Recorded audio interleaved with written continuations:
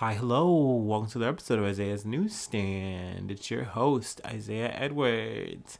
The date is October the 2nd, 2023.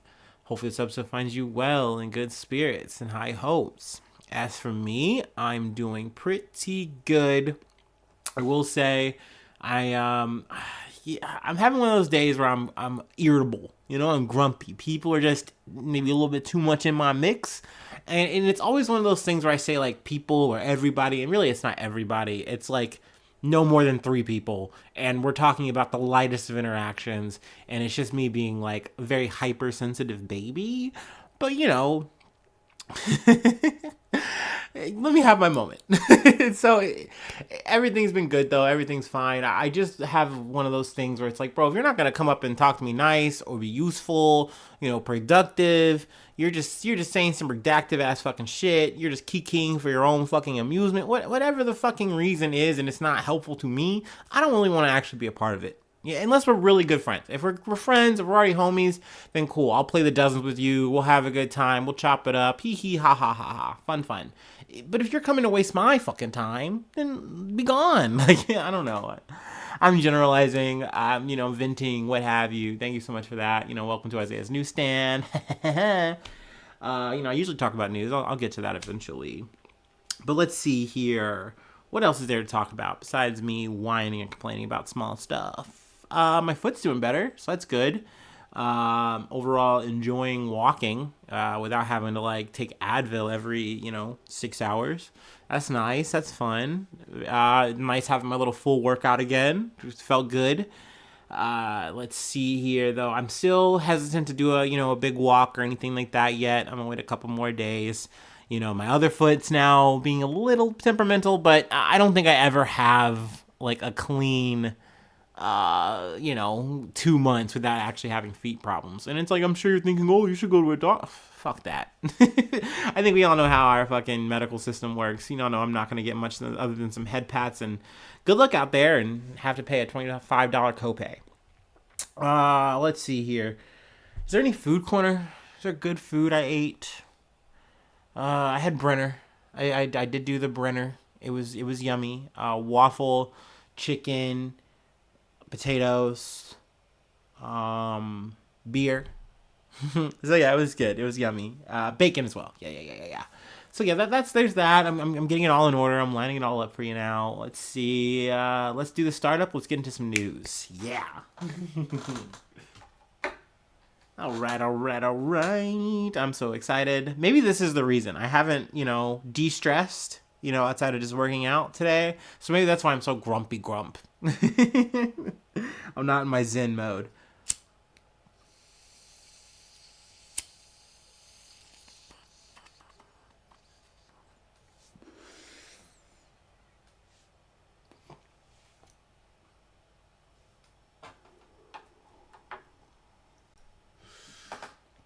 Ooh-wee. Oh, boy.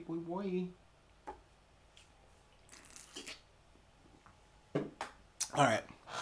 I'm back. I'm good. Ooh, okay, that's interesting. Let's do, this story. From the Associated Press. Amazon sued by FTC and 17 states over allegations it inflates online prices and overcharges sellers. All right, let's get into it. U.S. regulators and 17 states are suing Amazon over allegations the e-commerce behemoth abuses its position in the marketplace to inflate prices on and off its platform, overcharge sellers, and stifle competition.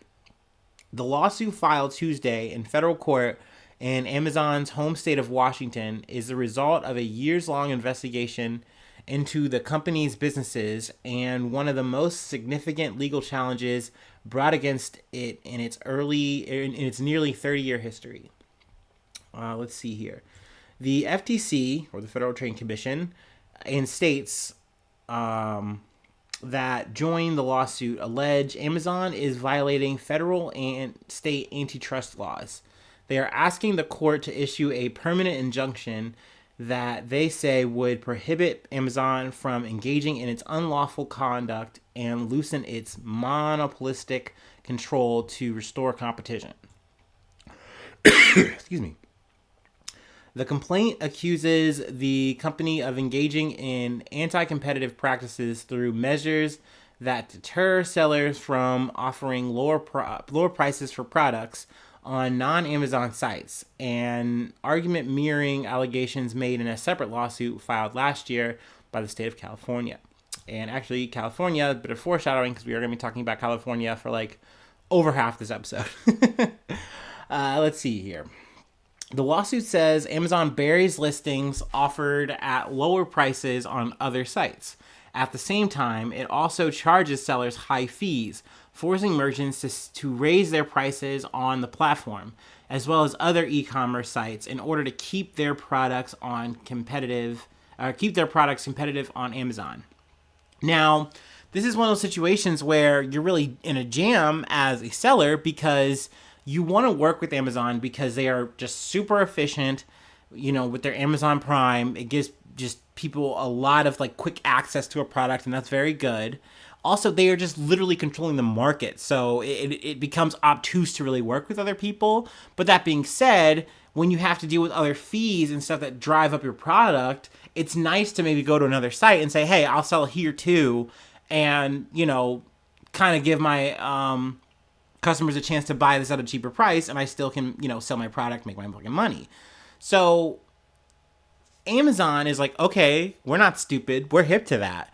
They literally have software, programs running so that they can constantly scour the internet and make sure that what you're listing your price at for your product on Amazon is the same price as theirs, like everywhere else. So like, oh, okay, you wanted to make that deal so you could sell at a better price. Okay, we see that. Well, we're not going to let you have this like buy now button, more or less. And this buy now button is kind of a part of like, I don't want to say it's necessarily the dark pattern thing, but essentially it's like your top shelf, your middle shelf, it's like the top shelf, bottom shelf, middle shelf situation at a store. You want to be at the middle shelf. The most like high, price, high retail motherfuckers get that spacing because that is eye level to the consumer. And that's a lot like being on Amazon and having that buy now button. And essentially getting your shit bumped off of that is terrible. Then it becomes super hard to find your product. Also, this works in Amazon's favor because then they get to sell their products, their own in-house products, at whatever price they want, and you just have to fucking deal with it. And you're in the market against Amazon in that way on their platform. So it can really fucking suck. It does feel exploitive, I feel like, but at the same time, not to be pitching for the bad guy here, but I do understand what Amazon's trying to say. It's like, well, you're mad at us, but if you want to like stop us from doing that, well, then guess what you're doing? You're hurting the customer. Like that is a defense they always get to say and use because they're just controlling the whole market. So naturally, if you're fucking with their shit, then it's like, well, guess who's going to have to feel that? The consumer. But already you can see that the consumer is already feeling it when Amazon controls the whole market and tells you what price you have to have. And they get to say it without even saying it. You know what I mean? Also, you have to kind of work with them if you do want to have, like I said, that direct market to the customer so that you can have a shipper who can actually get the product to the customer super fast. But at the same time, let's say you don't like working with them too damn bad. Like, what are you going to do? Go somewhere else and then lose money in that regard? It kind of becomes a no-win situation. And that's what I feel like the FTC, these other states are trying to really rally to, fight against. I'm personally never going to be rooting for Amazon. Even if it does potentially hurt me as a potential customer. I don't know. I really do try personally not to, I'm not saying buy from Amazon. I don't really care about that. At the end of the day, like, you're going to have to work with the big bad one way or another. I just don't like ordering things online. That's me personally. Every time I try, whether I'm using like Prime shipping or I pay the extra whatever, I still get boned. So like, I never feel confident ordering anything online. Not to mention, porch pirates or whatever you want to call it. I'm always scared of my fucking package getting stolen, let alone it gets stuck in transit because of a storm or whatever. I just fucking hate the shit. I prefer to go to stores, personally. But I will say, I do use Amazon the most because the security of the shipping. Like, I can have something sent to, like, a dead drop spot, a little Amazon hub, as they call it, and I just pick it up. I love that. So, like, Amazon kind of gets that power over people with that kind of shit, where they're like, oh, well, we're doing this shit for the common good of the customer, you know? So if you try to stop us from this and you call us a monopoly, well, guess who's going to get hurt? The customer. And, you know, I do think that's a bullshit argument, personally, but I do get what they are trying to angle here. But that being said, yeah, I hope that the FTC gets a win here. I know it's kind of not been good for Lena Khan, even though I feel like she's mounting a really logical argument here. I agree with her, but it doesn't seem like it's been panning out in the courts as opposed to with her battles with Amazon, also Microsoft. We've covered that. It does seem like she's kind of losing ground in these battles, but hopefully she does get a dub here because. And that's another conversation before I move on, is that people are saying, well, also you're talking about breaking up Amazon potentially, right? And she's kind of being like a little bit mum on that. She's not really like answering that directly. She's saying, hey, we just want to make sure that they are, held liable for what they're doing. But I do think if you're just fining them, that's not enough. It does have to be something that actually says, hey, you can't keep getting away with these practices. You have to deviate. You have to change. Even if other companies are running the same kind of model, well, of course they are. That's what everyone does in this kind of fucking situation when we're all just trying to fucking make money. But that doesn't make it right. I appreciate at least the FTC in these states, reaching up and trying, because I do think that is the best thing for the customer in the long run, is to have options, not just to be stuck on, the Amazon highway, more or less. Okay, yeah, so there you go. That's all I really wanted to say about that. I summarized it my way. Let's go ahead and talk about some other news. From ABC 7, Amber Alert. 9-year-old girl disappears on camping trip with family in New York. A 9-year-old girl disappeared during a camping trip with her family over the weekend in upstate New York. Charlotte Sinha was last seen bicycling on Saturday evening in Moreau Lake State Park, about 35 miles north of Albany. And police said she may have been abducted. Police say that the circumstances of her disappearance led to believe that Sinha is in imminent danger. So she was riding around like the loop, like in the park with other kids. And she said she just wanted to do like one more time around, and they're like, okay, no problem. And it's just so sad because this is like such a like it's almost like out of the SVU startups or whatever. And it's like, oh my god, like she takes that one more loop, just one more time around by herself, and she just doesn't come back. And they go looking for her. Next thing you know, all they can find is her bike, and so they call 911. I did want to just give a description of her. Let's see here. The alert describes her as a white girl with blonde hair and green eyes, about 4 feet and 6 inches tall. I really hope that they can find her. I'm hoping that is the update. Also, I guess I should say what she was wearing too. Sinha was last seen wearing an orange tie-dye Pokemon shirt, dark blue pants, black Crocs, and a gray bike helmet. So yeah, I mean, hopefully I'm going to come back with good news on that and not bad, but I just wanted to, it was something that I saw when I was like scrolling through the feeds, and I was like, let's just go ahead and insert that. I know it's something that's going to be dated, but all my shit is dated, and I do feel like it's news all the same. So yeah. Let's go ahead and move on. Let's see if... Okay, got it loaded. Technical difficulties. Okay, the rest of the shit is California news. Let's go ahead and get into that.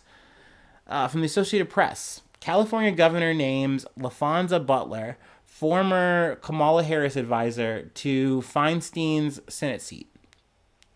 California Governor Gavin Newsom has selected LaFonza Butler, a Democratic strategist and advisor to Kamala Harris's 2020 presidential campaign, to fill the U.S. Senate seat made vacant by the death of Senator Dianne Feinstein.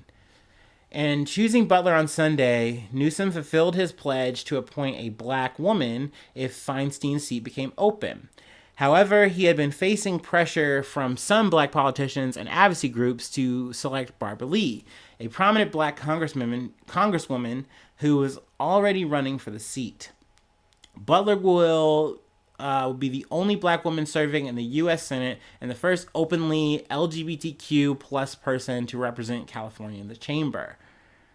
So I mean, really, that's the news on that. I do like it is being talked about. Is there going to be blowback from his decision to pick LaFonza as opposed to Lee? I don't really know why he made this decision for LaFonza over Lee.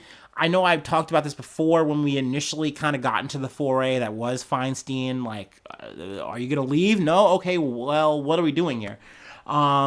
Lee was one of those people who was talked to behind the scenes because, like, look, you're prepping to take her spot. Like, you know, how do you feel about that? And essentially she's like, hey, look, I'm going to be mum on the subject because I don't want to get caught up in it. At least as I'm recalling the shit. I might be wrong. You play that shit back and I was like, oh, okay, yeah, whatever, my bad. But I get that situation of being like, yeah, dude, like, why are you passing up Lee for LaFonza? That just doesn't make sense. But then you also see, well, maybe LaFonza is a younger pick. LaFonza, you get this, like, LGBTQ, you know, angle too. So I can see why Newsom kind of goes, hey, I mean, I get a lot of points here. I might as well add more points. Let me pad my stats. And maybe that's why LaFonza is a good pick. I don't know. I'm kind of speculating on that. But it does kind of lead to the situation of like, well, now you're putting a situation where you have two black women going up against each other in the, you know, in the near future. You know, she's gonna, I think Lisa, she has a deadline by December 8th to, you know, actually put in her name and everything like that. So you're potentially doing a thing where you're like splitting up a black vote. And do you really want to do that? You know, is that worth the risk? Like, why even make that a thing? And, you know, I don't know. We'll see. But yeah, I mean, that was, you know, just important follow-up news post Feinstein's death. Figured it was worth talking about. Obviously, I'm happy either way. I'm not mad about it. I think it's cool. But yeah, let's get into the other Cali shit that we got to talk about. From NPR. California's governor rejects a bill to give unemployment checks to striking workers. Fucking boo. Honestly, I'm mad at Gavin. I'm mad at Gruesome Gavin. Over this shit right here. Honestly, I'm not the biggest fan of Gavin Newsom. You know, as a liberal or whatever, I definitely, you know, hey, he's on the team. Look, man, I get it. Whatever. I know his teeth are sharp and, you know, all that kind of whatever. Who cares? At the end of the day, if he's batting on our side, whatever. Cool beans. I'm dope with that. But he also just does shit that every Democrat, you know, does, which is like tell you what you want to hear and then not fully fucking deliver on it. And then when you say, well, what the fuck, man? This is easy fucking peasy. What's your malfunction? And they just go, oh, well, here you go. Here's why. It's always a shitty reason. So let's fucking talk about it. California won't be giving unemployment checks to workers on strike, with Democratic Governor Gavin Newsom vetoing a bill Saturday that had been inspired by high-profile work stoppages in Hollywood and in the hotel industry. Newsom, a Democrat, says he supports workers and often benefits from campaign contributions from labor unions. But he said he vetoed this bill because the fund the state uses to pay unemployment benefits will be nearly $20 billion in debt by the end of the year. Now is not the time to increase costs or incur this sizable debt, Newsom wrote in a veto message. Which is all well and good. I understand that logic. I understand that you have to bat that kind of criticism from, you know, opposing parties, you know, people, yada, yada, yada. But let's see. The labor unions had argued that the amount of workers on strike for more than 2 weeks is so small, it would not have had a significant impact on the state's unemployment trust fund. Of the 56 strikes in California over the past decade, only 2 lasted longer than 2 weeks, according to the Democratic State Senator Anthony Portantino, the author of the bill. So yes, it is the situation where, like, we have the state taking a corpo angle of like, oh, we're so poor, we just can't do it. Oh, the budget can't handle yet another incursion. When it's like, no, dude, you actually could. Like, we can take this on the chin, and people need to be able to make money. At the end of the day, we're talking about $450 per week. Especially in California, that does not go very far. Like, this is something that it at least gives these people something. And you're saying, nah, we just can't stretch the budget any further. And, I just think it's that kind of political calculus that I just think is so bullshit. When you say you are the party for the people and you don't support the fucking people. I just think it's bullshit. So, boo this man on this one. But I'm going to give him some credit on this last bit of news that we got from the Sacramento Bee that we will get into after I take my last little break.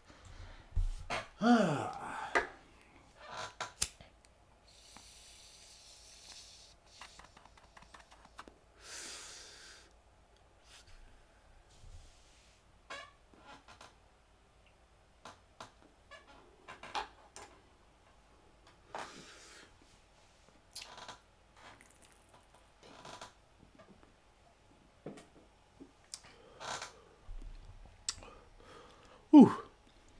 Okay. Gavin Newsom signs a law raising minimum wage for California fast food workers. Here's how much. So this is the good news from Gavin.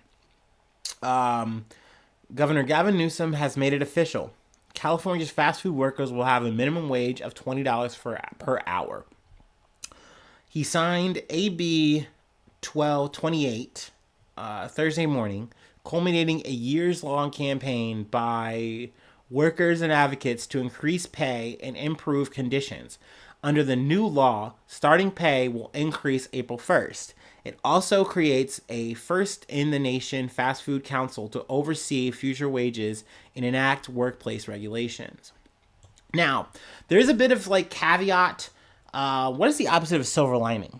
I feel like they never came up with that, right? I don't know. I'm going to try to, what does bronze lining work? I feel like that might work. Maybe not. Who cares?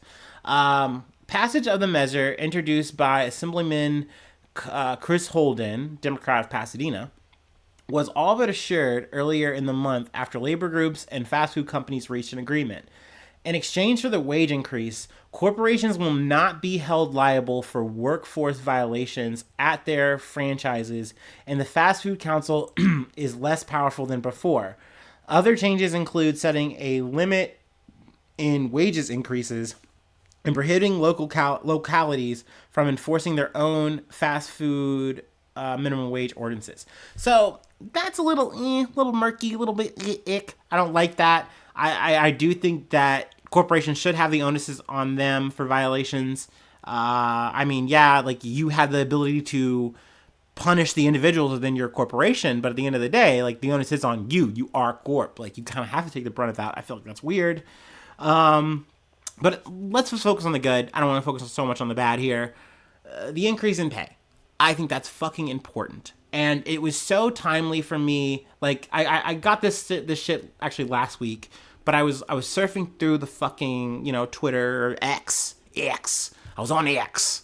And I saw someone I follow, and they had this little tirade. And this is something that's not new to me. I've heard this shit before. And they go, I don't want to be the bad guy. I don't want to be Mr. Mrs. Main here. But, isn't it a bit funny, monkey, that, there's these fast food meal workers? Isn't it crazy that, Waffle House people want to make $20, $25? Isn't that kind of wild? I always thought those were starter jobs and that you should want to work to, get yourself out of it. And I'm just I'm reading this thing and I'm like, oh, my God.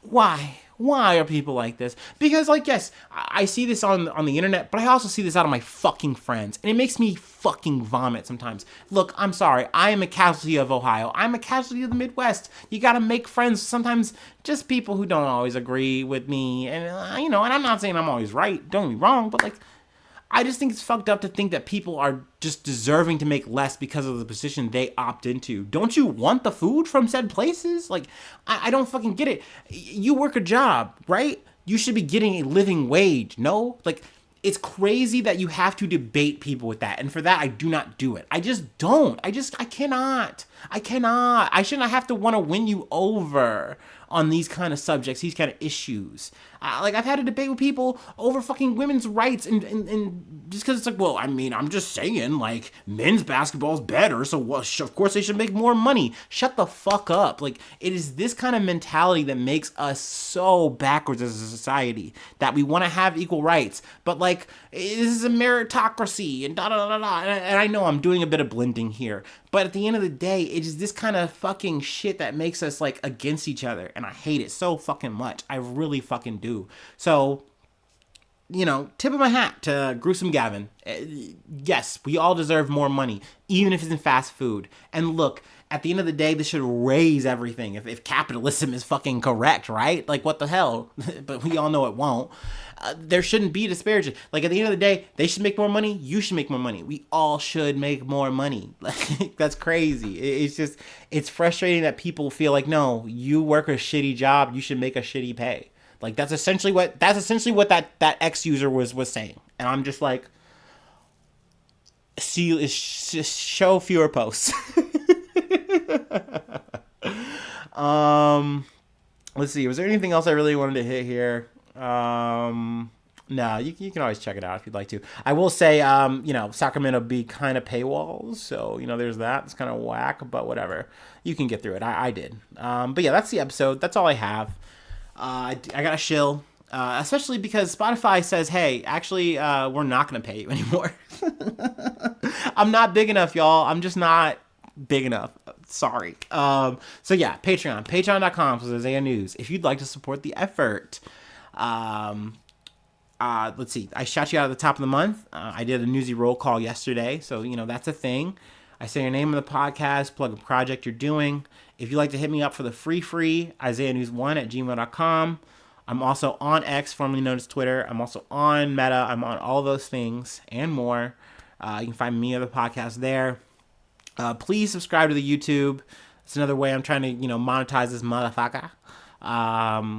Please do the thumbs up. Please give me all the positive reviews. I've said this before. I'll say it again. I like things positive, okay? Please keep it posy. Heart emoji, heart emoji. Okay, no, that's it. Thank you so much for tuning in. Thank you so much for being a friend. And hopefully I see you soon for some more good news. I love you. Bye-bye. Mwah.